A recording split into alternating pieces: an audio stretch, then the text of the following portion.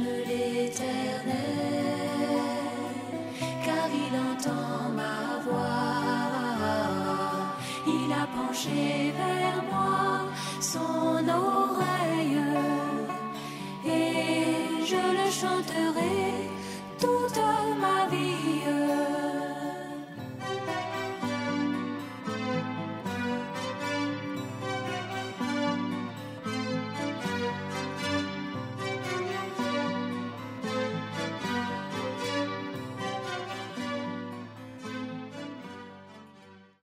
Gloire à Dieu.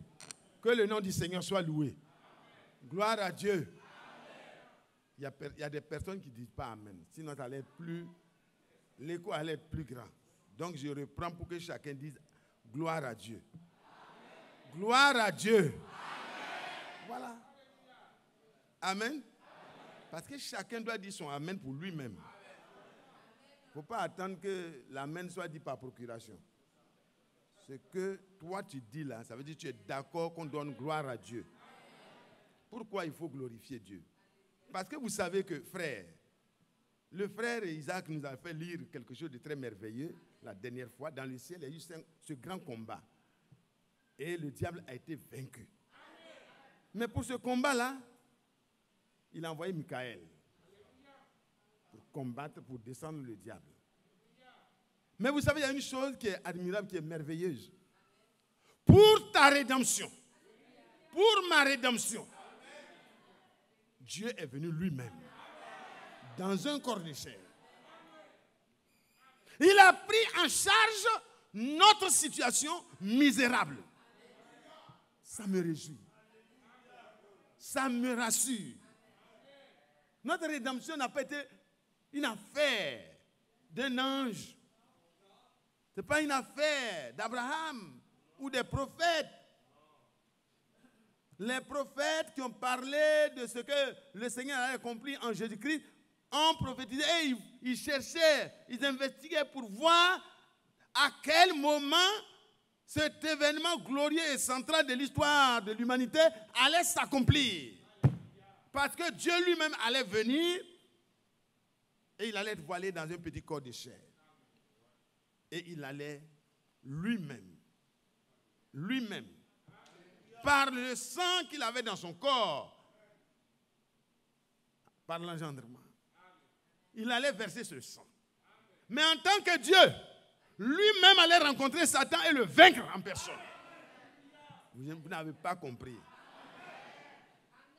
Aucun homme ne peut vaincre le diable. Mais Dieu lui-même était en Christ. Pour prendre notre affaire en charge.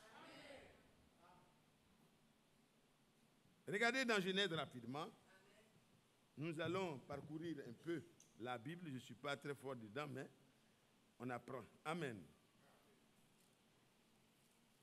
Levons-nous pour faire 2 lectures successivement. Et puis nous allons passer. N'oubliez pas que Dieu, il a décidé de nous prendre en charge. Si vous voulez noter comme titre, c'est ça. Dieu nous veut à sa charge. Il nous prend en charge. Directement au chapitre 3, Genèse 3, le Seigneur dit, verset 15, « Je mettrai inimitié entre toi et la femme, entre ta postérité et sa postérité. Celle-ci t'écrasera la tête et tu lui blesseras le talon. » Amen. La suite, bon, la femme aura des difficultés au niveau de la grossesse. Ça, nous pouvons lire ça. Partez rapidement dans Ésaïe, chapitre 7. Ésaïe 7.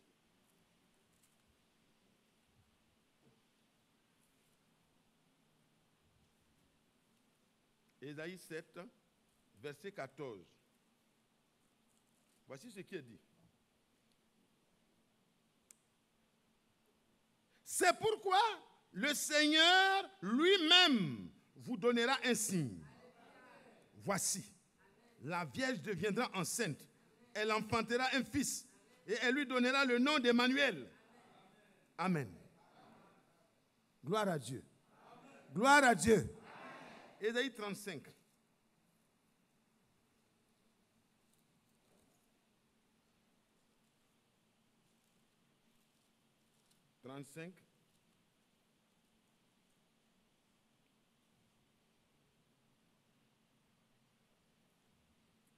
Fortifiez, verset 3, fortifiez les mains languissantes et affermissez les genoux qui chancellent. Dites à ceux dont le cœur est troublé, qui ont le cœur troublé, prenez courage. Prenons courage. Le prophète a dit prenez courage pour nous, mais moi j'ai dit prenons courage. Prenez courage, ne craignez point. Ne le craignez point. Ne craignez point. Amen. Voici votre Dieu. Amen. Voici votre Dieu, la vengeance. Viendra. La rétribution de Dieu. Il viendra lui-même et vous sauvera. Donc le salut, c'est une affaire de lui-même. Que le nom du Seigneur soit loué. Qu'il soit glorifié. Prenez 2 Corinthiens.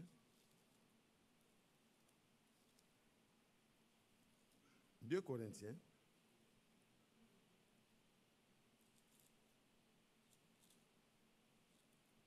Au chapitre 5.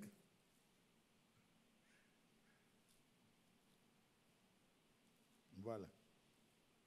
2 Corinthiens 5. Voici ce qui est écrit.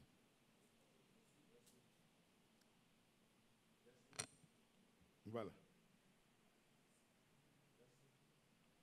18, non? 2 Corinthiens au chapitre 5. 18. Et tout cela, bon, on va prendre 17 pour mettre tout dedans. Et si quelqu'un est en Christ, il est une nouvelle création.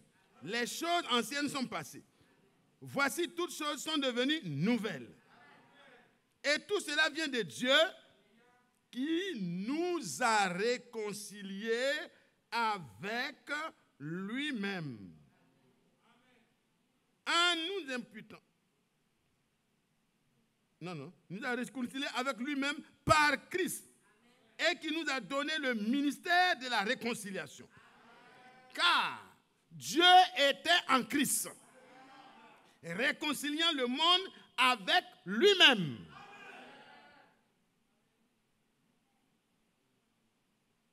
En n'imputant point aux hommes leurs offenses, et il a mis en nous le ministère, la parole de la réconciliation. Alléluia. Alléluia. Je vais demander à mon frère Isaac de prier pour la méditation. Notre bien-aimé Père Céleste, personne ne ferait et n'aurait pu le faire. Il n'y a que toi seul. Toi, tu as donné ta vie pour nous, en Jésus-Christ, pour nous réconcilier avec toi. Nous t'en sommes infiniment reconnaissants et nous croyons de tout notre cœur ce que tu as fait pour nous. Bénis ton serviteur, conduis-le, que cette parole qui sortira vienne pour galvaniser notre foi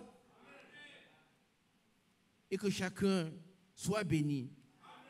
Amen. Et l'Église, toute l'Église soit bénie. Amen.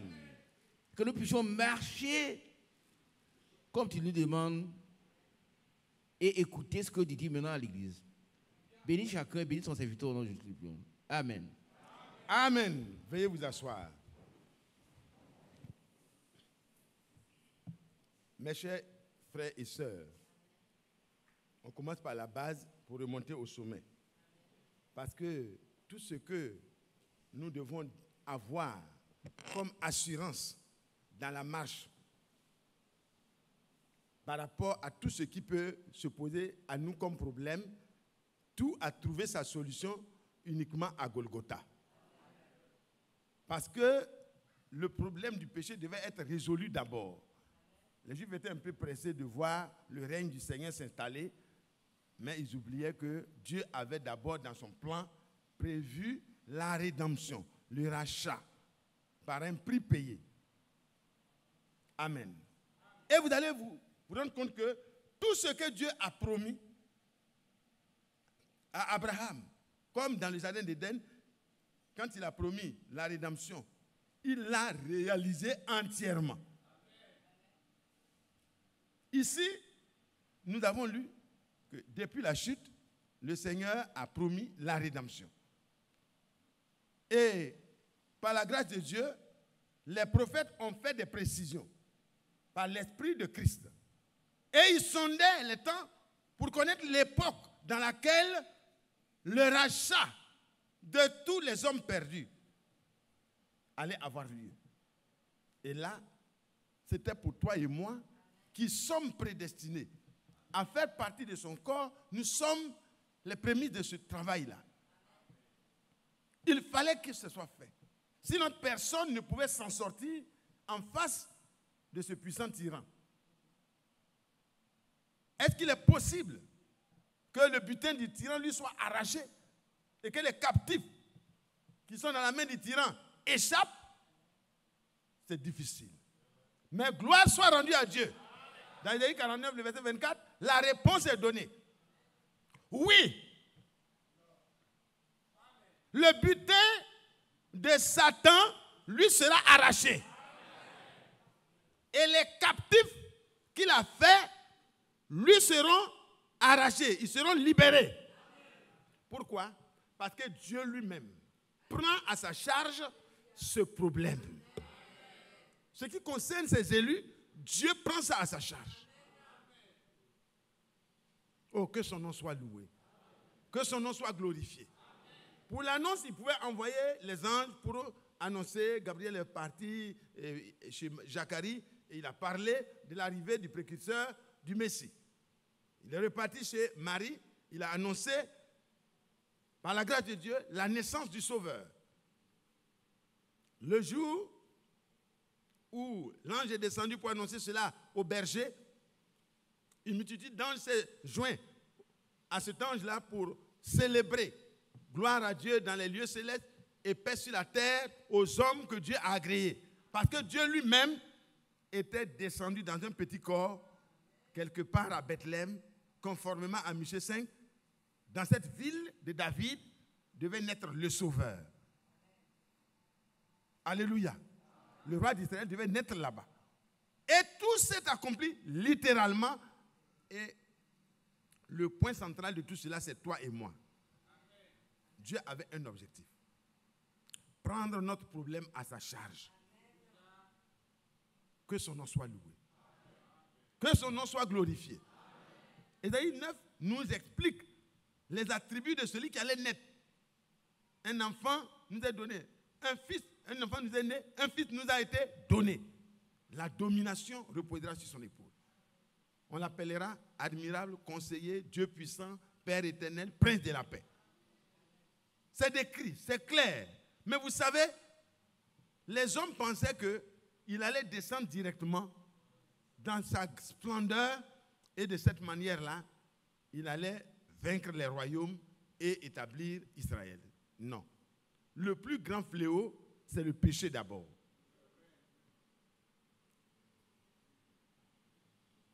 C'est pourquoi ce matin, ce qui nous a été donné par notre frère Franck, je reviens sur certains points, parce que c'est vraiment important pour moi et pour vous. L'acquittement a eu lieu. Parce que si vous lisez dans Romains 3, on va lire ça rapidement, vous allez voir l'état dramatique dans lequel nous avons été jetés.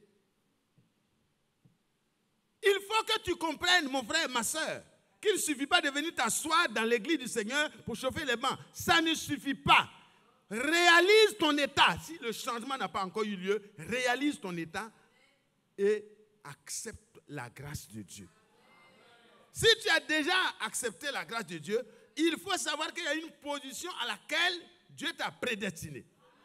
Et ne vis pas encore à la charge des hommes, à la charge des institutions, mais il faut t'élever plus haut pour vivre tel que Dieu le veut, à la charge de Dieu. Là, il n'y a pas d'amen. Que Dieu nous aide.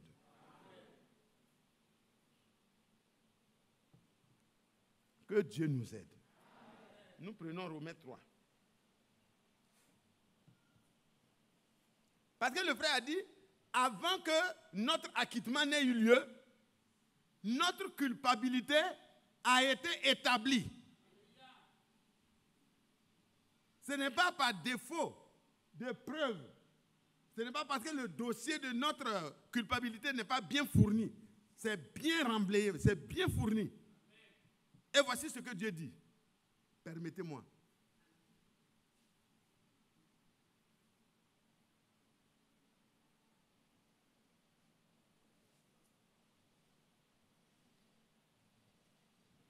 Voici ce qui est dit. Au verset 9. Quoi donc?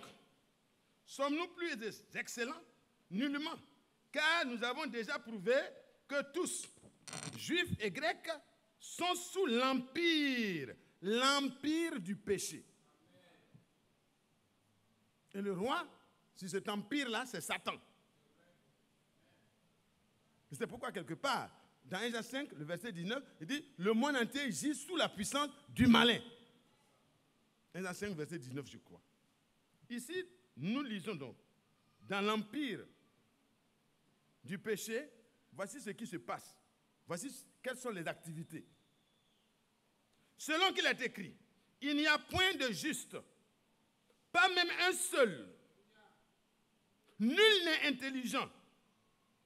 Nul ne cherche Dieu. Tous sont égarés.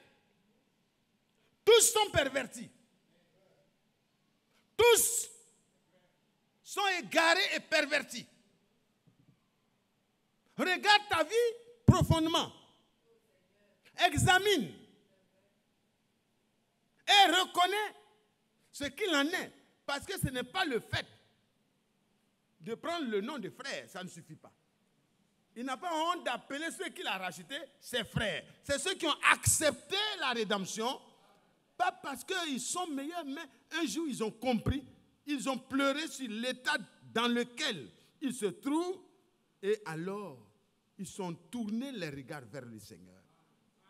Mais il faut d'abord connaître l'état de ton âme, tel que Dieu la voit. Beaucoup vont dire, j'appartiens au message. Et Dieu dira, je ne vous ai jamais connu. Parce que le message, ce n'est pas de savoir que Dieu est une seule personne, il a été manifesté. Ce n'est pas suffisant. Il faut que tu saches que ce Dieu-là, il est venu dans une personne, effectivement. Mais le but, c'était pour que toi et moi, qui vivons mal, qui vivons dans le bourbier du péché, nous puissions recevoir la rédemption et sortir de là. Il y a un objectif. Ce n'est pas pour qu'on dise pauvre pécheur, priez pour moi, pauvre pécheur tous les jours, jusqu'au jour de ta mort. Non, il faut arrêter. Il faut que ça change aujourd'hui. Mais voilà le tableau sombre. Il dit, nul n'est intelligent, nul ne cherche Dieu, tous sont égarés, tous sont pervertis. Il n'en est aucun qui fasse le bien. Pas même un seul. Pas même un seul. Leur gosier est un sépulcre ouvert. Ils se servent de leur langue pour tromper. Ils se servent de leur langue. Et sous leurs lèvres, il y a un venin d'aspic. Quand ils sortent des paroles, c'est pour tuer. Frère, le venin de l'aspic, c'est mortel. Quand ça rentre dans ton sang, je pense que, je ne sais pas comment est le type de venin, parce que je ne suis pas un scientifique, mais si s'il a été pris comme type, c'est vraiment dangereux. Ça donne la mort. Leur bouche est pleine de malédiction et d'amertume. Ils ont les pieds légers pour répandre le sang. La destruction et le malheur sont sur leur route. Frère, regarde. On peut dire, je suis serviteur de Dieu. On peut dire, je suis prédicateur. Mais est-ce que le malheur et la malédiction, la destruction et le malheur ne sont pas sur ta route? Vérifie. Ce n'est pas à quelqu'un de juger son frère. Mais c'est à chacun de se regarder dans le décor que Dieu plante devant chacun. Avant que la rédemption n'ait son effet sur toi, voici le tableau noir dans lequel chaque homme, pas même un seul n'échappe. Pas même un seul. Parce que si tu transgresses, tu fais tout, et puis tu transgresses une seule des lois de Dieu, tu es coupable envers tout. Dieu te met dans le même endroit. Et Dieu, il n'y a pas un endroit où les moins criminels sont. À la Maca, il y a plusieurs places. Les gens arrivent même à faire des arrangements pour préparer des chambres qui sont vraiment des assimilés, des quoi. Mais là-bas, il n'y a pas d'assimilés. Vous êtes dedans. Et ici, par la grâce de Dieu, il y a une route que Dieu va frayer vers toutes ces personnes-là. Ils ne connaissent pas le chemin de la paix. La crainte de Dieu n'est pas devant leurs yeux. La crainte de Dieu n'est pas devant leurs yeux. Voici le sombre tableau. Et quand Dieu regardait ça, son cœur de père, son cœur qui est amour. Parce qu'on ne peut pas dire Dieu a l'amour, il est l'amour lui-même. Quand ça a eu lieu dans les jardins d'Éden, ce n'est pas Adam qui a couru pour aller avertir Dieu pour dire que c'est gâté, mais c'est Dieu lui-même qui est descendu encore. Et il a cherché l'homme, il voyait où il était, mais il dit, Adam, où es-tu? Et Adam s'est caché derrière. Parce que quand le péché est là, tu peux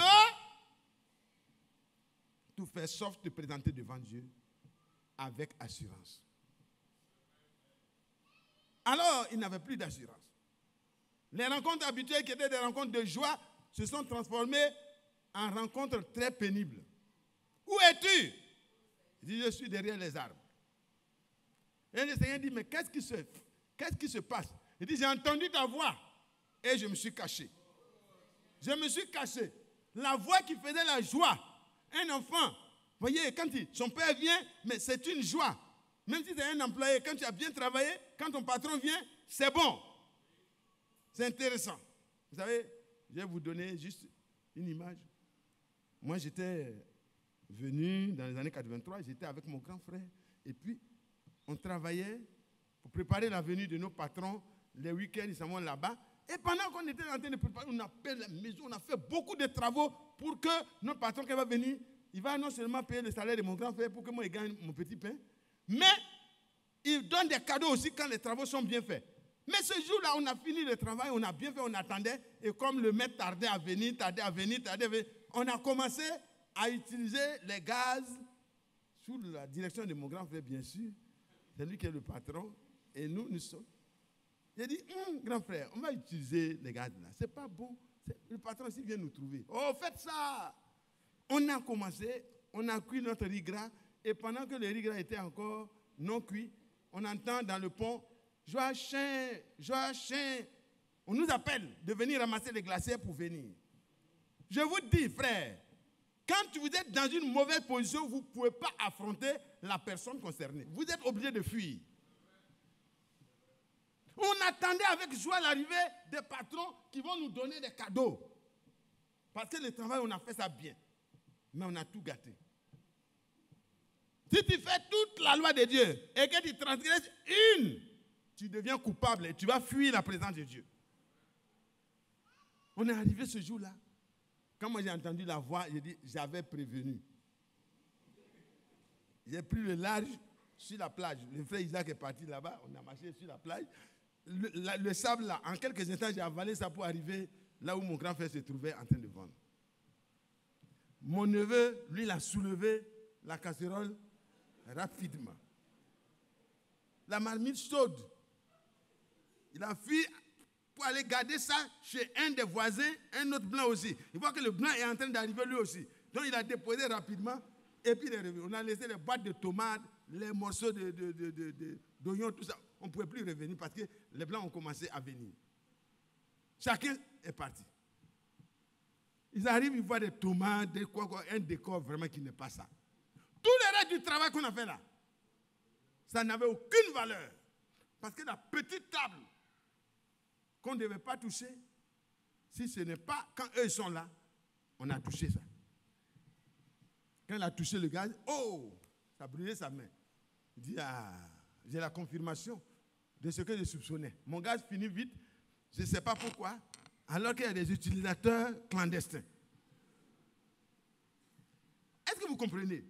Les choses simples, naturelles, nous inspirent ce que nous devons avoir comme regard dans les choses spirituelles. Immédiatement, mon grand frère est arrivé. Dès qu'il est arrivé, il a été accueilli par vraiment un flot d'injures. Et il n'était que acquiescent. On dit, tu es con. Il dit oui. Tu es quoi? On dit oui. Il dit, tu es comme ça. Il dit, oui patron. Oui patron. Oui patron. Un vieux. Ils sont en train de lui dire toutes sortes de choses. Et c'est oui patron. Parce qu'il n'est pas... Alors qu'il attendait des récompenses. Et moi, je suis arrivé plus tard, ils m'ont fait le rapport, et ce n'est pas que moi-même j'étais déjà. Mais je n'étais pas le commanditaire. Il dit, tu vois ton grand frère là, regarde ce qu'il fait, je vais le renvoyer. J'ai dit, bon, en tout cas, patron, vous savez, il est très haut. Donc, il faut lui faire grâce. J'ai commencé à intercéder, j'ai dit, ce qu'il a fait n'est pas bon.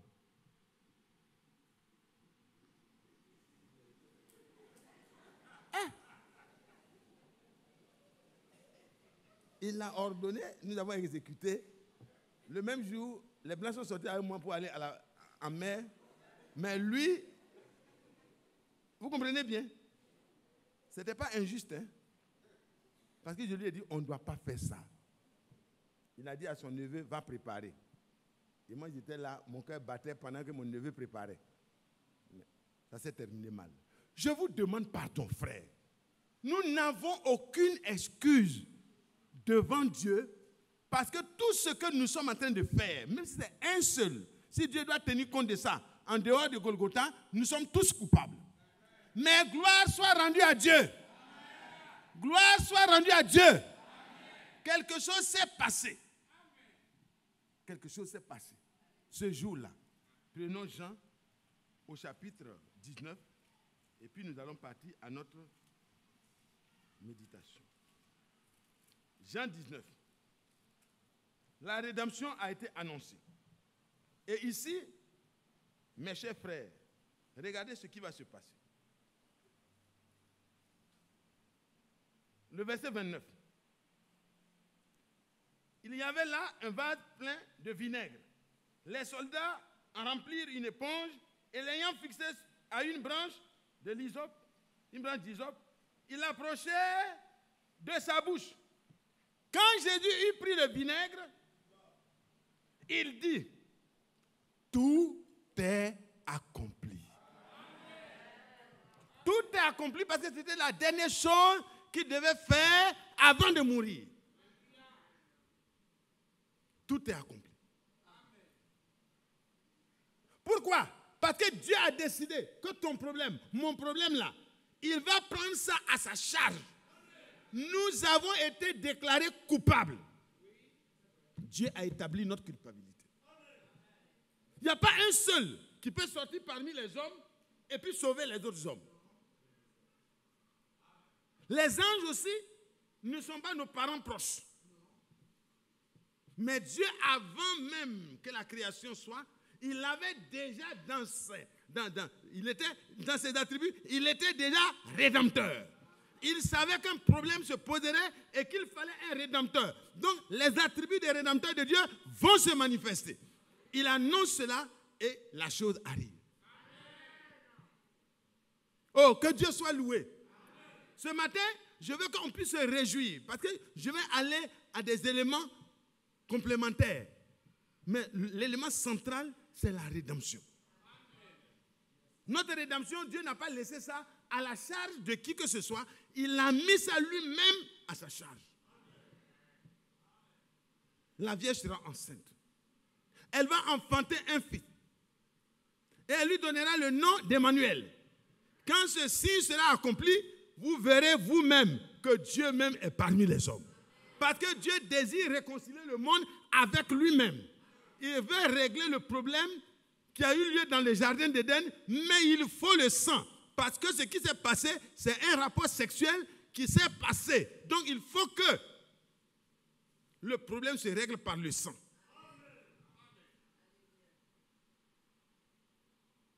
La naissance ne pouvait pas être par le sexe pour Jésus-Christ, parce qu'il devait être hors de cette lignée condamnée déjà. C'est pourquoi lui-même parla. Et Marie accepta et reçut la parole. Et il est écrit, heureuse celle qui a cru, car les choses qui ont été annoncées par le Seigneur auront leur accomplissement. Effectivement, le premier-né est né par la parole. L'engendrement a eu lieu par la parole. Et l'Esprit du Seigneur a couvert cette semence. Et l'enfant qui est né était le Fils du Dieu très haut. Aujourd'hui aussi, le Seigneur veut que toi et moi, nous puissions accepter l'œuvre de la rédemption par la foi comme Marie l'a accepté. Ce qui devait produire la rédemption pour que vous et moi nous soyons des frères de celui qui sanctifie. Alléluia. Celui qui sanctifie et ceux qui sont sanctifiés sont ici d'un seul. C'est pourquoi Dieu n'a pas honte du moins de nous appeler ses frères. Nous sommes ses frères. Ce n'est pas par une parole seulement, mais c'est par le sang de l'alliance. Il a versé son propre sang pour que toi et moi, nous puissions entrer dans l'alliance avec Dieu par le sang.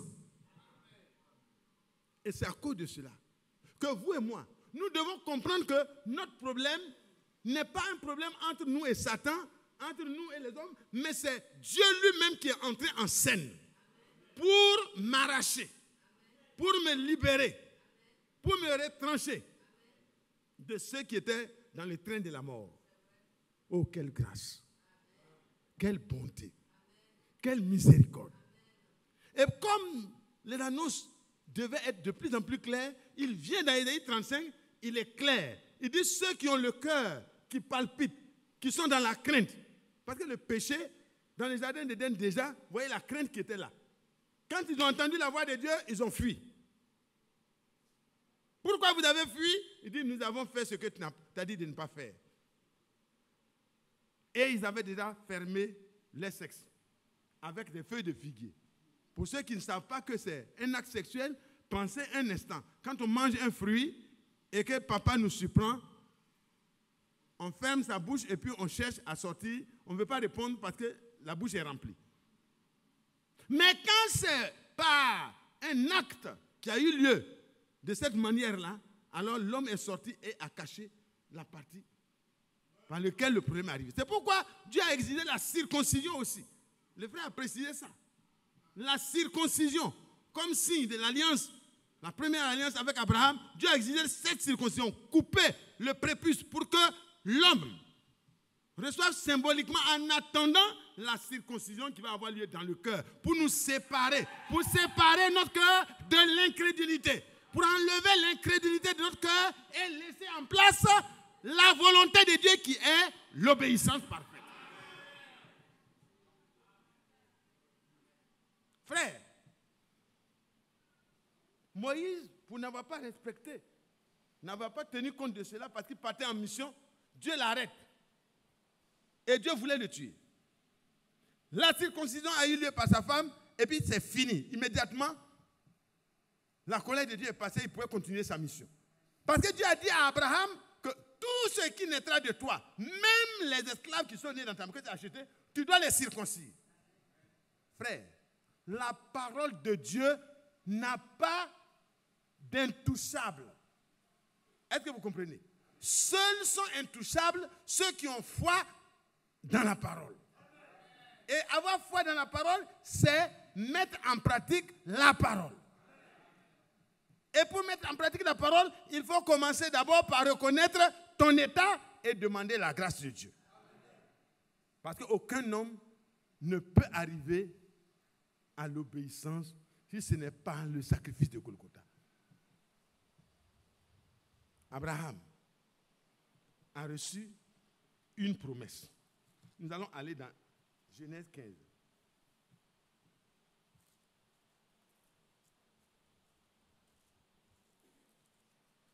Dieu nous veut à sa propre charge. Amen. Il dit, il viendra lui-même et nous sauvera. Mais vous voyez, dans Genèse 15, Dieu va parler déjà, pour ce qui concerne Israël, du rachat.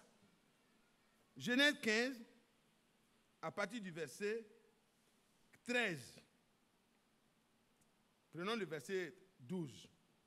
Au coucher du soleil, un profond sommeil tomba sur Abraham. Et voici, une grande frayeur et une grande obscurité vinrent l'assaillir. Et l'Éternel dit à Abraham, sache que tes descendants seront étrangers dans un pays qui ne sera pas point à eux. Ils y seront asservis. Et on les opprimera pendant 400 ans. Mais je jugerai la nation à laquelle ils seront asservis. Et ils sortiront ensuite avec de grandes richesses. Toi, tu iras en paix vers tes pères. Et tu seras enterré après une heureuse vieillesse. Regardez les précisions. À la 4e génération, ils reviendront ici. Vous ne voyez pas où je vais en aller, sinon vous allez exulter de joie. Continuons. Car l'iniquité des abonnés n'est pas encore à son comble. Ils reviendront ici à la 4e génération.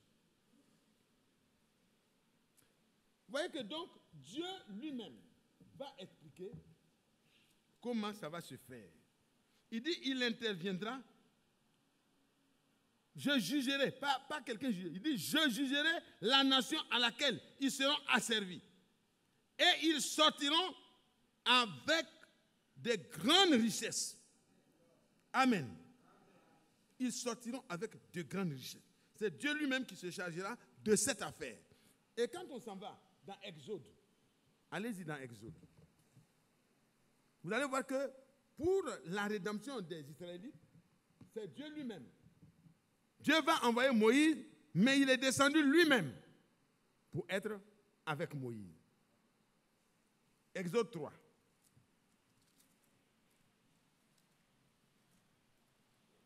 S'il a été fidèle avec Israël, il l'est aussi avec les rachetés de la nouvelle alliance. C'est ce que nous voulons établir rapidement. Au chapitre 3. Au chapitre 3, Exode 3, le verset 6 à 10. Voici ce qui est écrit. Il ajouta, je suis le Dieu de ton père, le Dieu d'Abraham, le Dieu d'Isaac, le Dieu de Jacob. Moïse se cacha le visage, car il craignait de regarder Dieu. L'Éternel dit, j'ai vu la souffrance de mon peuple en Égypte. J'ai entendu les cris que lui font pousser ses oppresseurs, car je connais ses douleurs. Je suis descendu pour le délivrer de la main des Égyptiens et pour le faire monter de ce pays dans un bon et vaste pays, dans un pays où coule le lait et le miel, dans les lieux qu'habitent les Cananéens, les Hétiens, les Amoréens, les Phéréziens, les Héviens, les Jébousiens, tous les Jésiens. Voici, les cris d'Israël sont venus jusqu'à moi. Et j'ai vu l'oppression que leur font souffrir les Égyptiens. Maintenant, va, je t'enverrai auprès de Pharaon et tu feras sortir d'Égypte mon peuple, les enfants d'Israël. Gloire à Dieu. Gloire à Dieu. Et Moïse dit, qui suis-je pour aller vers Pharaon et pour faire sortir d'Égypte les enfants d'Israël? Et Dieu dit, je serai avec toi. c'est mon problème. C'est moi qui ai fait la promesse à Abraham que je vais faire de lui une source de bénédiction pour toutes les nations et de sa postérité. C'est moi qui ai déclaré à Abraham que sa postérité sera, ses descendants seront dans un pays qui n'est pas leur pays pour le moment. Ils vont y séjourner. Mais après un temps, moi-même, je vais intervenir par ma puissance et je vais les faire sortir. Est-ce que vous êtes heureux de cela? Jésus-Christ est le même hier, aujourd'hui et éternellement. S'il a tenu ses promesses à l'égard d'Abraham et de ses descendants, il l'a tenu aussi à l'égard de ceux de la nouvelle alliance, parce qu'à Golgotha, il est venu lui-même et il a tout accompli. Est-ce que vous suivez, frère? Je veux que vous puissiez, vous et moi, qu'on puisse sortir de la basse-cour. Qu'on sorte de la basse-cour pour s'élever. Pour s'élever par la foi, avec les deux ailes de la foi. Alléluia. Pour aller dans le ciel d'azur que Dieu a créé pour nous. Nous devons posséder toutes les promesses de Dieu avant l'enlèvement. Pour ce qui concerne avant l'enlèvement, bien sûr. Alléluia. Oh, que Dieu soit loué. Voilà Dieu qui compte les années lui-même. 200 ans, 300 ans. Ah, ils sont encore dans la service. Ils crient, ils pleurent. Nous crions après la quoi? Comment on appelle? La restauration. Le rétablissement de toutes choses. Vous pensez que Dieu ne vous écoute pas? Moi, je crois que Dieu nous écoute. Mais les dernières choses qui doivent être réglées dans nos cœurs, Dieu nous les dévoilera au fur et à mesure pour que chacun règle pour être participant de ce que Dieu va faire. Oh, que Dieu soit loué. Que son nom soit loué. Que son nom soit glorifié. Que son nom soit exalté. Dieu savait qu'Israël allait séjourner et à un moment donné, ça va commencer doucement, mais ils vont devenir esclaves, asservis, aux travaux forcés. Ils n'allaient même plus avoir le temps pour adorer le Dieu d'Israël. Et c'est pourquoi Dieu dit, laisse aller mon fils pour qu'il aille et qu'il puisse m'adorer. Parce que tu lui prends tout le temps. Il doit fabriquer, il doit construire. Mais Pharaon, laisse aller mon fils, laisse aller mon peuple. Je veux qu'ils aillent me servir. Moi, je crois que le cri du cœur de Dieu est en train de se faire aujourd'hui. Dans son amour, il nous a envoyé le prophète de notre temps. Et nous avons entendu que le signe du Messie qui a été donné avant la venue de l'enfant promis, Isaac, il a fallu d'abord que le Seigneur se présente avec deux anges. Les deux anges sont partis voir Sodome et l'Éternel est resté en présence. Vous voyez, Abraham s'est tenu en présence de l'Éternel. Et c'est là que les choses merveilleuses se sont passées. Mais pendant qu'ils étaient là tous les trois, le Seigneur s'adresse à Abraham et lui rappelle sa promesse. Parce qu'ils se sont bien comportés. Frères, dans vos maisons, soyez hospitaliers. Soyez hospitaliers. Vous ne savez pas à quel moment Dieu voudra faire un dernier réglage avant que la promesse s'accomplisse pour vous. Mais si vous êtes méchant dans votre cœur, vous pouvez éloigner de vous ce que Dieu avait préparé déjà. Je n'ai pas dit que vous allez perdre le salut. Non. Si tu es déjà sauvé, tu ne peux pas perdre le salut. Mais il y a des choses que tu peux retarder. Que Dieu soit loué. Ils ont reçu le Seigneur, ils ont préparé malgré leur âge et le Seigneur a fini de manger et il pose la question, où est Sarah ta femme? Son nom venait d'être changé, elle s'appelait Saraï. C'est Dieu seul qui savait qu'est-ce qui s'est passé. Où est Sarah ta femme? Il dit, Seigneur, elle est juste derrière toi, dans la tente. Il dit, l'année prochaine, à la même époque, je reviendrai. Je, pronom personnel, pas nous reviendrons. Je reviendrai. Et Sarah, ta femme, aura un enfant, un fils. Pas un enfant seulement, mais un fils. Sarah, dans la tente, a ri. C'était trop merveilleux. C'était extraordinaire. À l'entrée, Sarah écoutait. Et elle a ri dans son cœur. Elle n'a même pas ri. Non, elle a ri avec beaucoup de discrétion dans son cœur. Elle dit, mais à cette époque, j'ai 89 ans. Je n'ai plus de lait même qui est... Apparemment, là, tout est devenu difficile. Comment ça va se faire? Et alors, le Seigneur va intervenir. Abraham et Sarah étaient vieux, avancés en âge. L'un d'eux dit, je reviendrai vers toi à cette même époque. Et voici Sarah, ta femme, aura un fils. Sarah écoutait à l'entrée de la tente qui était derrière lui.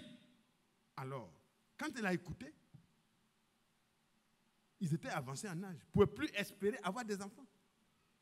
Maître Dieu va se taire. Elle rit en elle-même en disant, maintenant que je suis vieille, aurais-je encore des désirs pour... Et puis mon Seigneur, lui aussi il est vieux. Est-ce qu'il peut encore avoir des désirs? Chacun dort. Mais Dieu va rajeunir. Alléluia. Parce que frère, n'oubliez pas que le Seigneur est celui qui crée ce qui n'existe pas.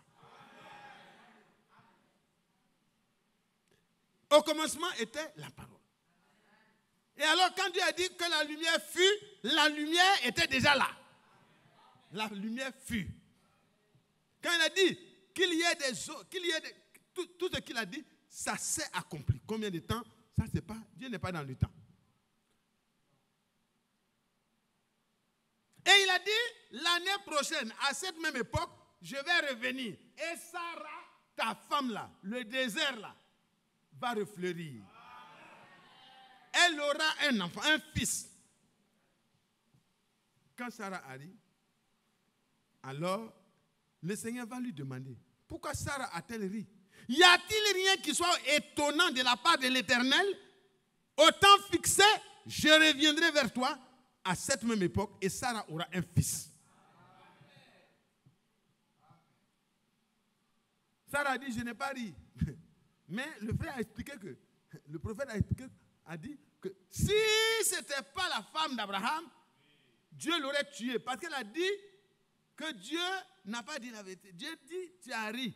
Parce que Dieu a regardé dans le cœur. Elle pouvait dire, non, je n'ai pas ri. Parce que personne n'a entendu son rire. Mais Dieu voit dans ton cœur les pensées qui t'animent. Tu dois croire Dieu à 100%. Dieu ne regarde pas l'apparence. Hein. On peut faire de l'émotion quand la parole passe, mais ça ne va pas changer quelque chose. Mais que Dieu voit que tu as mis dangereusement ta confiance en lui, mais là, Dieu entre en scène. Et Dieu va corriger Sarah. Il dit, si tu arrives. Amen. Maintenant, il va toucher le problème. Sarah n'a pas expliqué, elle riait, elle pensait dans son cœur, et Dieu lui demande, est-ce qu'il y a quelque chose qui soit vraiment trop difficile de la part de l'Éternel? Y a-t-il rien qui soit impossible à l'Éternel? Sarah, pourquoi as-tu ri? Non, c'est possible. Tout est possible à celui qui croit. Dieu nous veut à sa charge, mais pour qu'il accomplisse ce que tu attends de lui, il faut que tu te donnes pour être à sa charge. Est-ce que vous comprenez, frère? Vous attendez quelque chose de Dieu. Les soeurs qui attendent des enfants, les frères qui attendent des enfants, ce n'est pas tard. Rien n'est tard. Rien n'est tard. Répétez avec moi, rien n'est tard. Rien n'est trop tard. Si Dieu l'a promis, il fait et il a le pouvoir de le faire. Mais si tu refuses de croire, un jour il sera trop tard. Dieu dit à Sarah, y a-t-il rien qui soit étonnant de la part de l'Éternel? Y a-t-il rien qui soit étonnant de la part de l'Éternel? Au temps fixé, je reviendrai à toi, vers toi, à cette même époque. Et Sarah aura un fils. Et le même signe du Messie, il l'a manifesté au jour de sa chair. Quand il est venu pour signer par son sang la nouvelle alliance. Et maintenant, à la fin des âges de l'Église, Dieu manifeste le même signe du Messie au travers de son messager prophète. Et il montre à vous et moi que nous sommes dans le temps où effectivement la manifestation, alléluia, la manifestation que nous attendons, elle n'est pas loin. Parce que c'était à l'approche de la venue de l'enfant promis que la visitation a eu lieu. Et le signe du Messie a été manifesté à des milliers de fois. Il regarde dans la foule, des personnes qu'il n'a jamais rencontrées, il les décrit. Tu t'appelles Ndri Raphaël, exemple quoi. Ndri Raphaël, tu es médecin de ton état, tu travailles à temps, tu loges à temps, tu as une femme, elle s'appelle tant, et tout. Le frère n'a jamais rencontré le frère. Et Dieu a dit ça à des milliers de fois et c'était exact. Aucune seule fois, il n'y a eu une erreur. Dites Amen. Nathanaël, quand il a entendu le Seigneur dire, voici un Israélite en qui il n'y a point de fraude, il dit, mais d'où me connais-tu, Seigneur? On ne s'est jamais rencontrés. D'où me connais-tu? Il dit, mais avant que tu sois là avec moi, quand tu étais sous le figuier, moi je te voyais. Alléluia. C'est le Seigneur nous voit là où on se tient. Si tu te tiens avec des gens pour critiquer, pour parler, pour faire telle chose, Dieu voit tout. C'est pour cela, frère, nous devons être du groupe de ceux qui craignent Dieu et qui, quand ils se parlent dans la crainte de Dieu. Les petits groupes que vous formez par-ci, par-là, pour faire des dénigrements et du mauvais travail diabolique, Dieu écrit tout. Sortez de ces choses-là. Libérez-vous de ces groupes-là. Il vaut mieux avoir un seul compagnon avec lequel vous pouvez parler des choses de Dieu que d'avoir des groupes avec lesquels vous passez du temps à faire le contraire de votre préparation.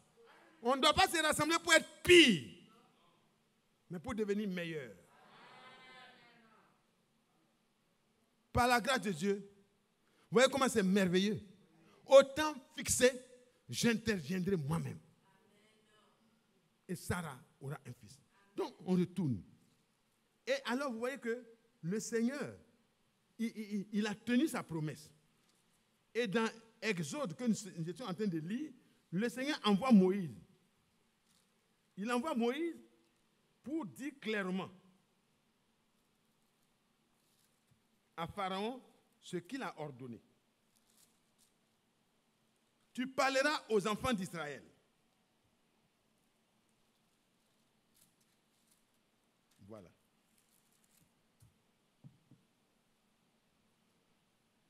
Verset 15.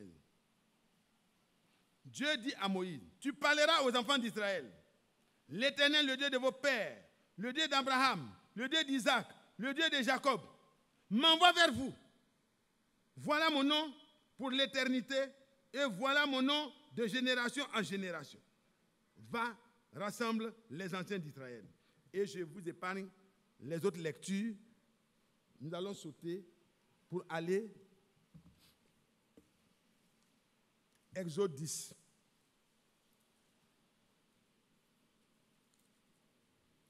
Dieu lui-même a dit, j'irai moi-même avec toi.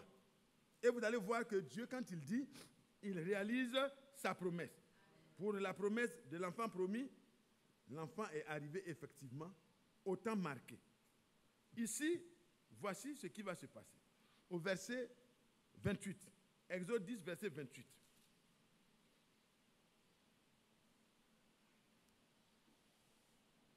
Pharaon dit à Moïse, sors de chez moi et garde-toi de paraître encore en ma présence, car le jour où tu paraîtras en ma présence, tu mourras. Les 9 plaies étaient déjà accomplies, mais le cœur de Pharaon était endurci. Alors, quelque chose va se passer. Tu l'as dit, répliqua Moïse, je ne paraîtrai plus en ta présence. Et vous allez voir que ce n'est pas Moïse qui va chercher à voir Pharaon, mais c'est Pharaon qui cherchera à voir Moïse. Parce que Dieu a dit, j'irai moi-même avec toi. Ce n'est pas Moïse qui a accompli les miracles. Moïse avait un mandat divin. Suivez bien, frère. Moïse avait un mandat. Ce n'était pas Moïse que Pharaon devait craindre. Il devait craindre celui qui a mandaté Moïse.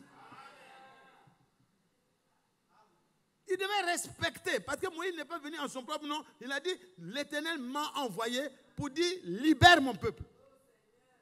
Frère, c'est important de discerner le mandat. Pour ne l'avoir pas discerné, beaucoup sont morts dans le désert. Pour ne l'avoir pas discerné, Corée et sa troupe ont été engloutis. Voyez, Corée et les autres, Abiram, Dathan, la terre a ouvert sa bouche pour les avaler avec tous les rebelles avec eux. Et les autres, le feu les a consumés avec le brasier. Ici, Pharaon n'a pas discerné très vite, mais plus tard, prenez Exode 12. Exode 12, à partir du verset 30.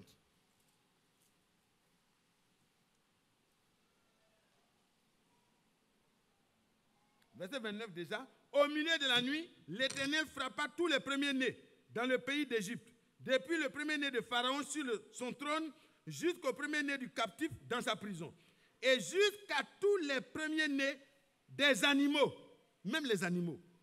Pharaon se leva de nuit, lui et tous ses serviteurs, et tous les Égyptiens, et il y eut de grands cris en Égypte, car il n'y avait point de maison où il n'y ait eu de mort. Il n'y avait pas de maison. Pourquoi cela? Parce que le Seigneur s'est levé lui-même pour accomplir la rédemption.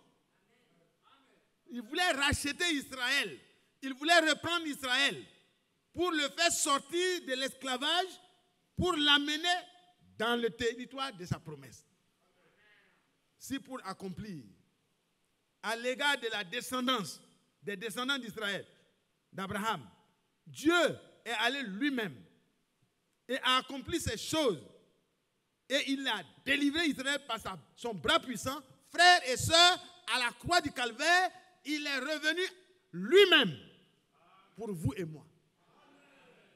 Il nous voulait à sa charge. Nous faire sortir de l'esclavage n'était pas l'affaire d'un ange. Ce n'était pas l'affaire de Michel. C'était l'affaire de Dieu lui-même. Est-ce que vous suivez, frère? Je viendrai moi-même. Et je vous sauverai. Et ici, les attributs, voyez, les effets du moins de cette prise en charge de Dieu. À votre avis, est-ce que c'est Moïse qui a fait sortir Israël? À votre avis, est-ce que Dieu veut que le peuple regarde à Moïse et Aaron pour la suite du voyage? Ils devaient voir au travers de Moïse et d'Aaron le Dieu qui se tient derrière eux avec le mandat qu'il a donné. C'est ce qu'ils n'ont pas compris. Ils vont arriver devant la mer Rouge. Prenez Exode au chapitre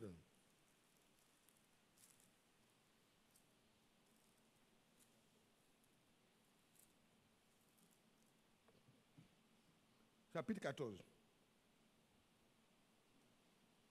Déjà au chapitre 13, le verset 21, l'Éternel alla devant eux le jour dans une colonne de nuée pour les guider sur leur chemin, et la nuit dans une colonne de feu pour les éclairer, afin qu'ils marchent jour et nuit.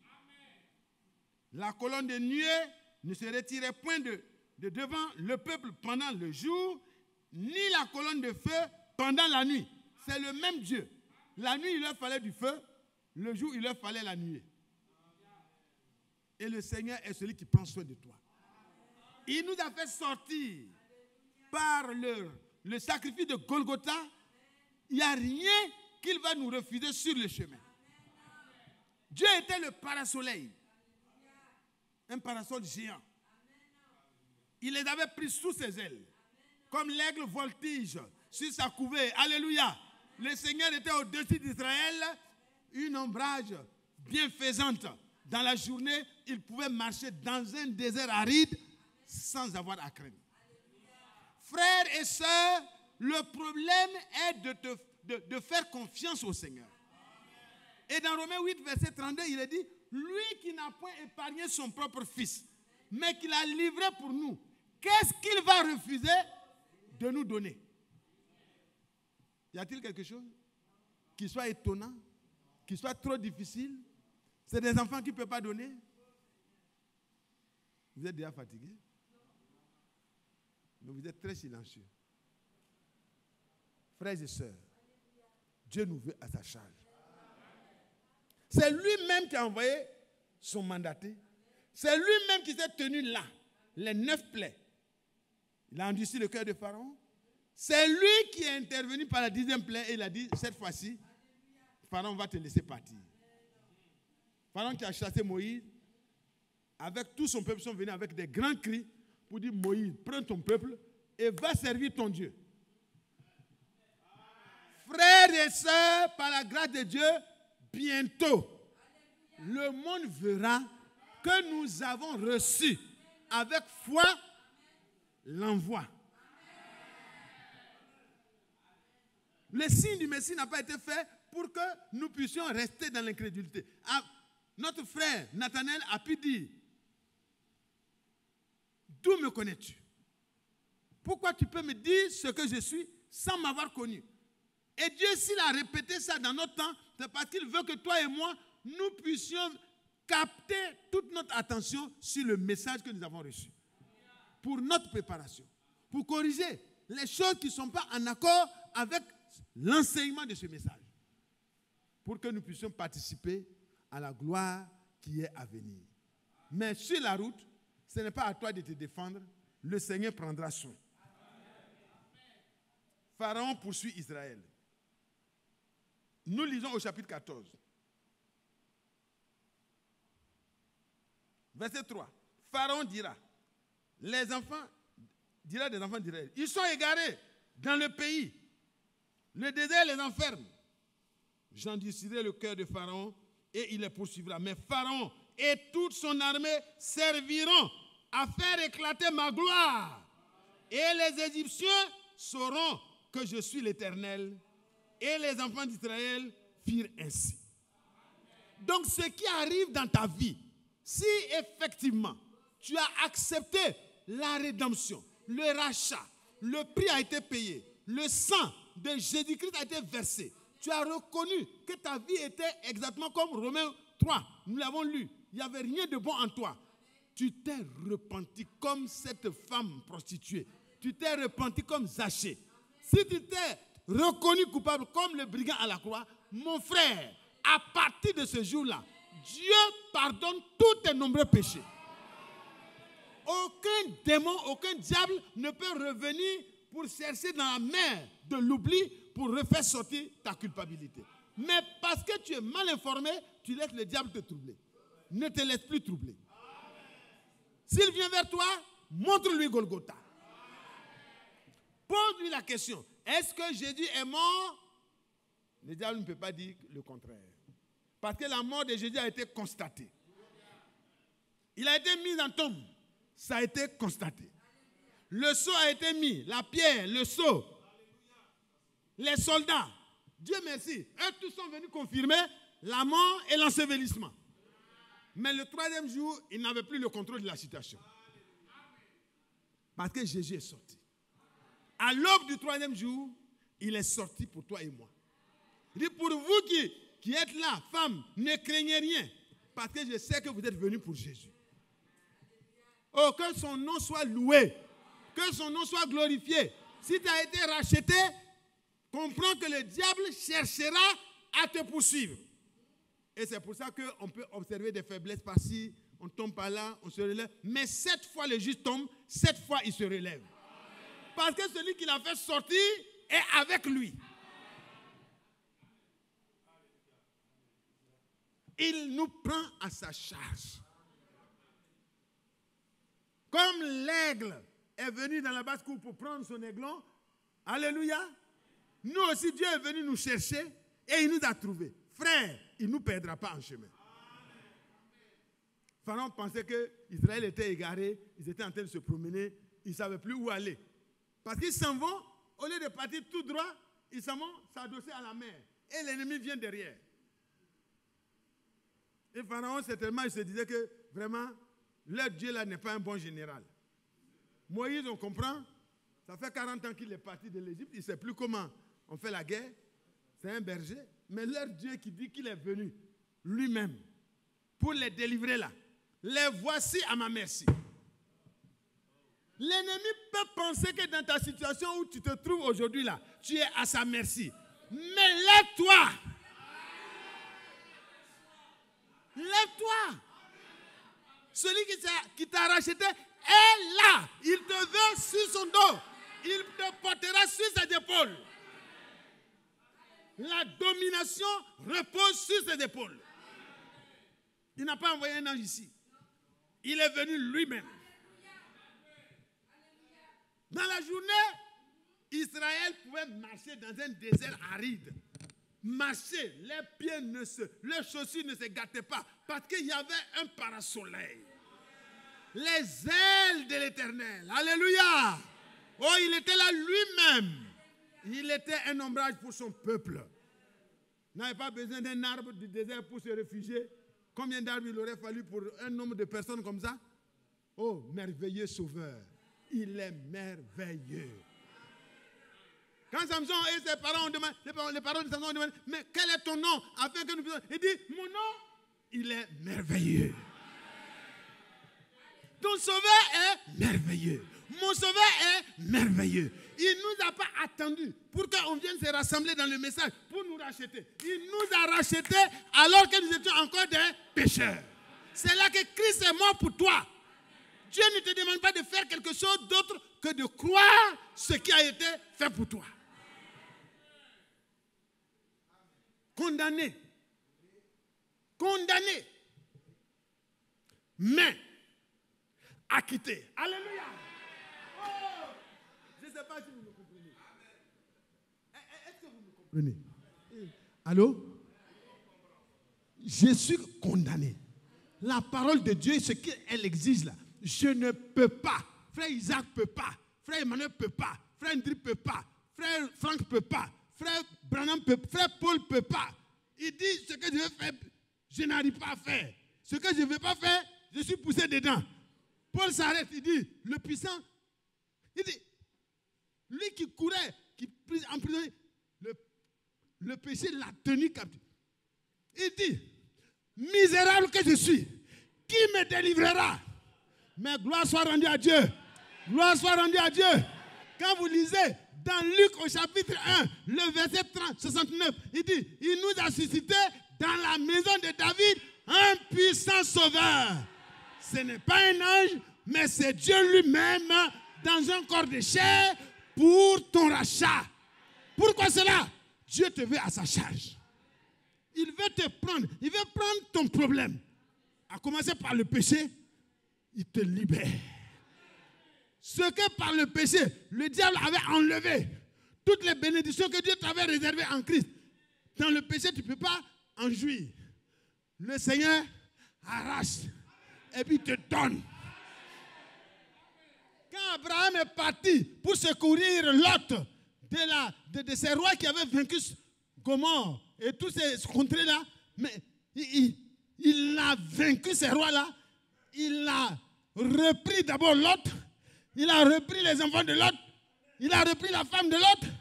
Il a repris tout le peuple qui était avec eux à cause de Lot. Et il a repris tout le butin. Le butin des puissants.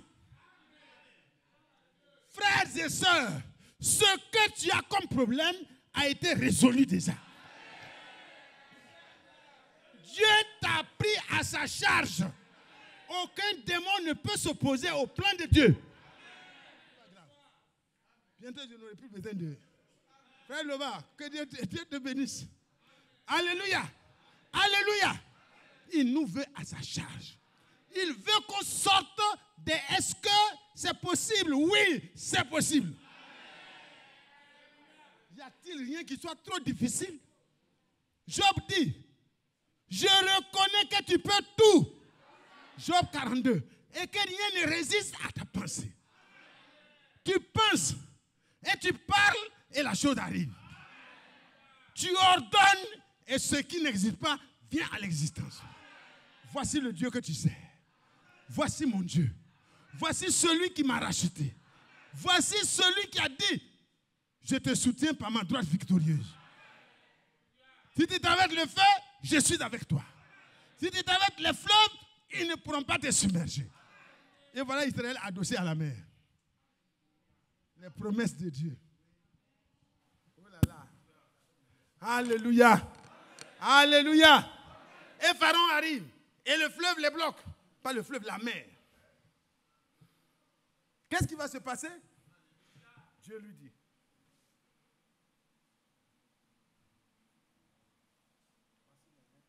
Ah, merci beaucoup. Que Dieu te bénisse. Bientôt je les oublierai, mais pour le moment, il dit, n'y a-t-il pas, verset 11, n'y a-t-il pas de sépulcre en Égypte sans qu'il soit besoin de nous mener mourir au désert? Qu'as-tu fait en nous faisant sortir d'Égypte? N'est-ce pas là ce que nous disions en Égypte? Laisse-nous servir les Égyptiens, car nous aimons mieux servir les Égyptiens que de mourir dans le désert. Frère, est-ce que Dieu t'a racheté pour te laisser mourir dans les mains de Satan? Non. Le désert se transformera en lieu d'expérience. Alléluia. Alléluia. Gloire à Dieu. En lui, les déserts refleurissent. Oui. Que Dieu soit loué. Que Dieu soit loué. Moïse répondit au peuple, ne craignez rien. La mer est derrière vous. Pharaon est devant vous. La mer est devant vous. Pharaon est derrière vous. Mais le Seigneur est au-dessus de vous. Il a dit, je ne t'entoure pas derrière, je ne t'entoure pas devant, et je mets ma main au-dessus de toi.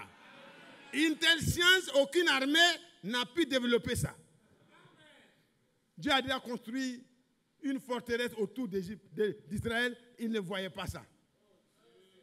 Et immédiatement, pour paraphraser rapidement, le Seigneur dit à Moïse, tends ton bâton. Mais pourquoi ces cris? Pourquoi les frères pleurent? Pourquoi ils crient devant les situations qui sont là? Pourquoi ces cris? Parle! Frère, la parole de Dieu vient pour soigner ta foi. Et si tu as foi, le Seigneur te transporte dans son triomphe. Parce que la victoire qui triomphe de toutes ces difficultés de ce monde-là, c'est votre foi, c'est ma foi. Pas la foi n'importe comment, mais la foi dans ce que Dieu a promis.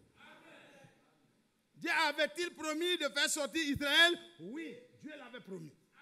Dieu avait-il prévu les obstacles en chemin? Oui, Dieu le sait.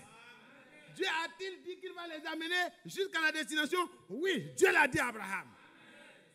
Alors, dites-moi, quel est cet obstacle infranchissable? Frère Jacques, de quoi il parle?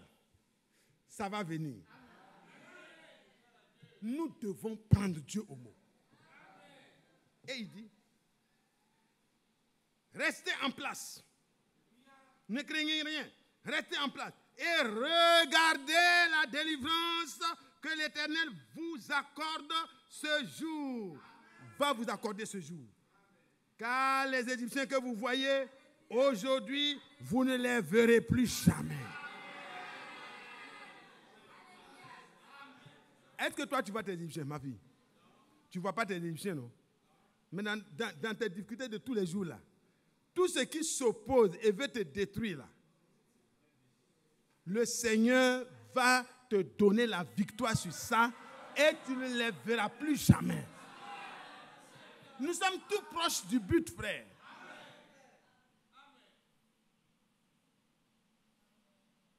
Que Dieu soit loué. L'Éternel combattra pour vous. Et vous, gardez le silence. Avec Josaphat, c'était la même chose. Il dit, vous n'aurez pas à combattre dans cette affaire, mais ce que Dieu attend de vous, c'est que vous puissiez déjà le louer. Pousser des cris d'acclamation. Alléluia. Crier Alléluia. Parce que quand on dit acclamer Dieu, c'est pousser des cris d'acclamation. Oh, gloire à Dieu! Oh, gloire à Dieu! Oh, mon Dieu est fort! Quand les dames l'entendent, ils disent, mais c'est quoi? Moi, je suis en train de l'attaquer et puis il crie gloire à Dieu. Il est déjà dans les problèmes, il crie gloire à Dieu. Il crie gloire à Dieu parce que de ses problèmes, il va voir la gloire de son Dieu. Il fallait que l'Égypte poursuive. Il fallait que la mer soit là. Pour que Dieu montre sa gloire. Et fasse éclater sa gloire. Pour montrer qu'un jour, c'est lui qui a dit qu'il y ait des eaux, qu'il y ait la terre. C'est lui qui a créé toutes ces choses. Et Dieu va ouvrir la mer. De manière royale. Il n'a pas eu besoin d'appel d'offres pour construire un pont. Nos ponts, ça prend du temps souvent. Non, ce n'est pas grave, c'est déjà bon. Mais le pont de Dieu en une seule nuit. Dieu a ouvert l'eau, il a préparé tout le passage et il a dit, allez, engouffrez, partez. À la destination de là où je vous ai préparé la place. Et Israël a traversé à pied sec. Au milieu de la mer. Pendant qu'un joli aquarium géant, les baleines, les gros poissons dangereux, venaient, ils regardaient les enfants qui passaient, mais on ne peut pas toucher. Parce que le Seigneur était là. Il nous entoure par devant, il nous entoure par derrière. Il nous clôture et il met sa main au-dessus. Même les monstres marins ne pouvaient pas, même un poussin. Oh, que Dieu soit loué. Et Israël sort. Et Pharaon s'engouffre. Et Dieu referme les portes. Sans combat. Il n'a pas utilisé la marine des hommes. Lui, il leur donne aux eaux de faire son travail. La marine nationale a fait son travail. Dieu a refermé les eaux. Et c'était fini. Et l'histoire des archéologues raconte qu'on a trouvé des chars au fond de la mer Rouge, dans les bords. Ils ont vu ces chars-là d'une grande armée. Qui dit mieux que Dieu? Tout ce que Dieu dit s'accomplit. Ils arrivent dans le désert. Ils ont besoin de manger. Mais comment Dieu va être pris au dépourvu, frère? Non. Dieu n'a pas besoin de Fonds monétaire international. Il n'a pas besoin de programme alimentaire mondial. Lui-même, il est son programme. Alléluia. Son programme se trouve dans sa parole. Ils arrivent, ils ont faim. Il dit, voilà, maintenant, on est en train de mourir. Toi, tu vas nous nourrir comment ici? On tourne ici. Dieu dit, je vais moi-même les nourrir. Et chaque matin, la manne tombait et Israël pouvait en ramasser selon le besoin de chaque famille. Les nombreuses familles pouvaient ramasser beaucoup. Les petites familles pouvaient ramasser autant qu'elles veulent. Ceux qui mangent beaucoup pouvaient manger beaucoup. Ceux qui mangent peu pouvaient manger peu. Mais il ne faut pas garder pour le lendemain. Alléluia. Parce que chaque jour, Dieu pourvoira au pain. Frère, est-ce que Dieu ne peut pas se souvenir de toi dans tes besoins au quotidien? Est-ce que Dieu peut le faire? Est-ce que le Dieu d'Israël, qui s'appelait Jéhovah, est-ce qu'il est le même aujourd'hui? Est-ce qu'il est venu parmi nous? Est-ce qu'il est venu lui-même? Est-ce qu'il est venu nous sauver? Est-ce qu'il nous a rachetés? Est-ce qu'il a payé le prix pour toi? Alors, acquittez. Acquittez avec une, je ne sais pas, c'est une amnistie. Ça veut dire qu'il n'y a plus de traces. Il n'y a plus rien. Ton dossier est propre. Quand le diable prend, il regarde, il dit, mais c'était lui, non? Il dit, non, ce n'est pas lui. Hein. Lui, là, il dit, moi je ne suis pas ton élément. Je suis l'élément de Jésus-Christ. Le diable regarde par devant, par derrière, il n'y a plus rien. Qu'est-ce qui s'est passé? La foi. Nous sommes rachetés par la grâce de Dieu. La rédemption. Par le moyen de la foi, on entre en possession de cela. Acquitté, libéré. Que Dieu soit loué. Que Dieu soit loué. Que Dieu soit loué. Et le diable dit, mais ils ont soif. Comment ils vont faire? Comment ils vont faire? Ennemi qui rapportait cela dit, du rocher le plus dur. Du rocher le plus dur. Tu as fait sortir de l'eau pour tout Israël. Oh, que Dieu soit loué. Que Dieu soit loué. Et Dieu leur donna de l'eau à boire dans le désert. Ce n'est pas de l'eau des rivières, mais l'eau de source. L'eau de rocher. L'eau qui sort de la plus grande purification possible. Parce que tout ce que Dieu donne à ses enfants est parfait. Est-ce que Dieu ne peut pas te prendre en charge? Est-ce que Dieu ne peut pas s'occuper de tes problèmes que tu as? Celui qui veille sur Israël ne sommeille ni ne dort. Il a pourvu.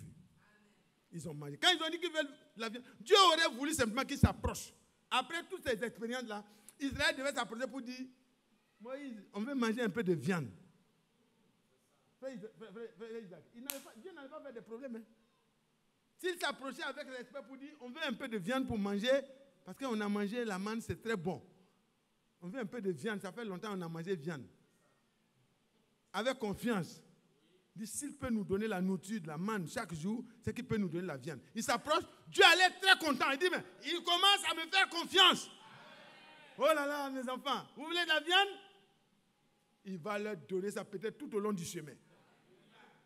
Mais dans la plainte, dans les murmures, vous n'aurez rien parce que Dieu vous veut à sa charge. Sans plainte ni murmure. Ayez confiance. Parce que celui qui s'approche de Dieu doit s'approcher par la foi. Et croire que Dieu existe et qu'il est celui qui paye le salaire de celui qui croit en lui. Qui veut que Dieu s'occupe de lui?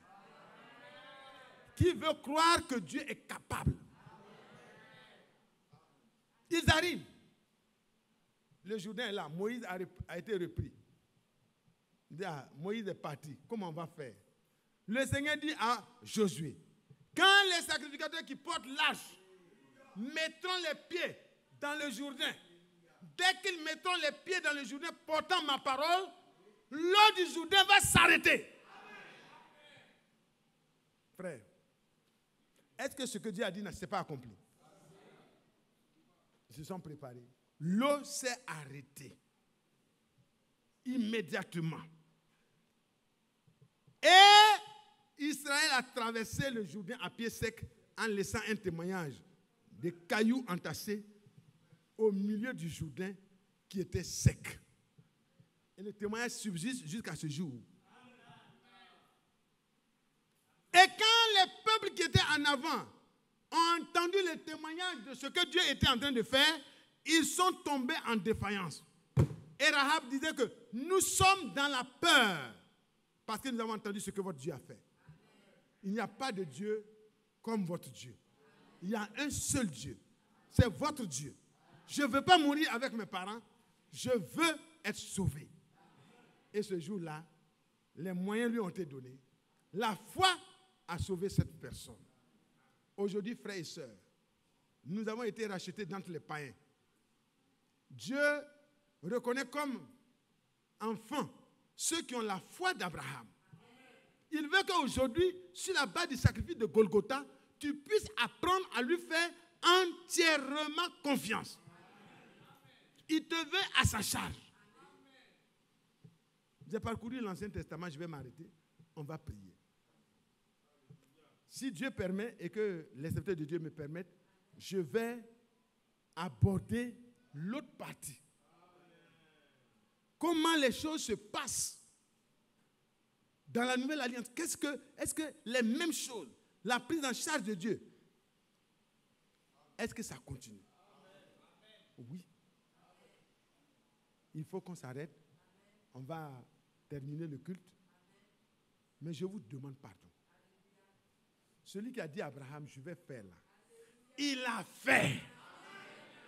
Celui qui a promis à Adam, je vais vraiment permettre que la postérité de la femme écrase la tête du serpent pendant que celui-là blessera la femme, la postérité de la femme au talon. À Golgotha, tout a été littéralement accompli. Et vous allez voir les effets les effets de la présence de ces rédempteurs-là sur la terre. On va les analyser ensemble. On va entrer dedans ensemble. Pour Israël, il a été celui qui rachète. Il a été celui qui conduit. Par son esprit, il était au-dessus d'eux. Il les a conduits nuit et jour, jusqu'à ce qu'ils entrent en possession. Les murs de Jéricho se sont écroulés. Et ils sont entrés en possession. Gabaon n'a pas pu se dresser devant eux. Le soleil s'est arrêté dans sa course. La lune s'est arrêtée dans sa course. Et le combat a duré toute une journée entière supplémentaire, pendant que les lampadaires de Dieu étaient là à leur place, pour éclairer le champ de bataille, afin qu'aucun ennemi ne puisse s'échapper. Et comme Israël n'avait pas tous les éléments, Dieu a créé des lance-roquettes au ciel. Il coupait les morceaux de glace et il laissait tomber ça sur les chars. Beau. Et on dit que ce que les grêles ont tué là, c'est plus que ce que les Israélites ont tué. Ta vie là ne dépend pas des hommes. Ta vie là ne dépend pas du pays. C'est vrai, notre paix dépend de la paix du pays. Mais toi, ce qui concerne ta vie là, ce n'est pas à la merci du diable. Israël devait comprendre ça et se mettre en confiance et dire, Seigneur, nous avons vu une fois, 2 fois ton intervention, nous n'allons pas attendre 3 fois. Nous te faisons confiance sur tous les règles. Tout le reste du programme. Seigneur, tu as montré que tu es capable. Déjà en Égypte, devant la mer, tu as commencé à nous donner à manger. Seigneur, on ne va plus murmurer.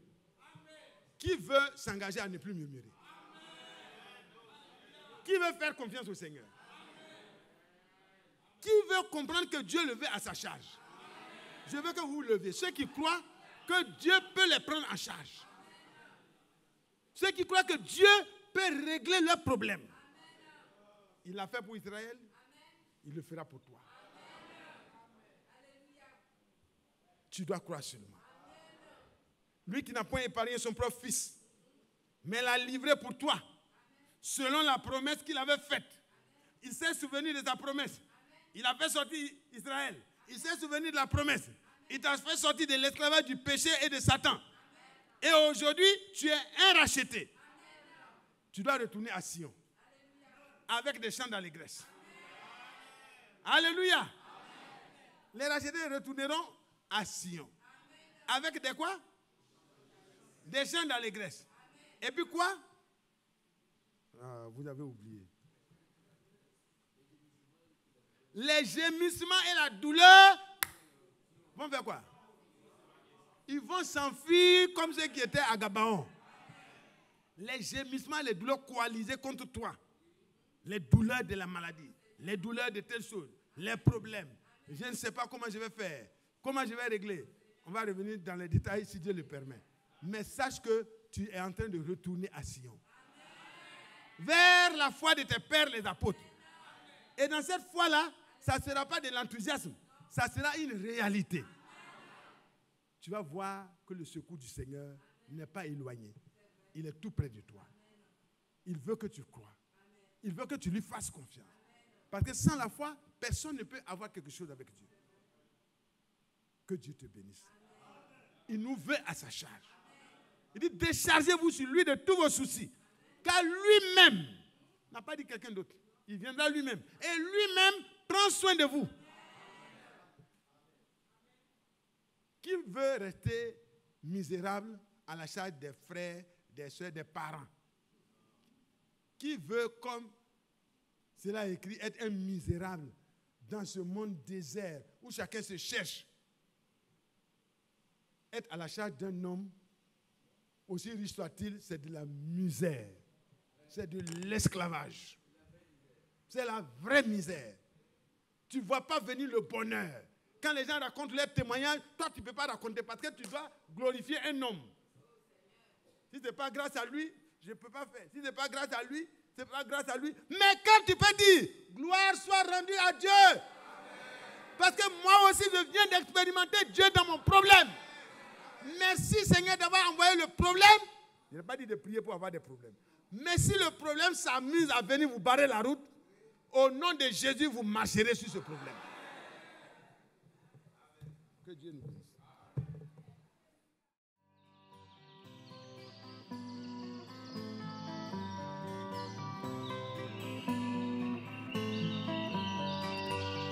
J'aime l'Éternel,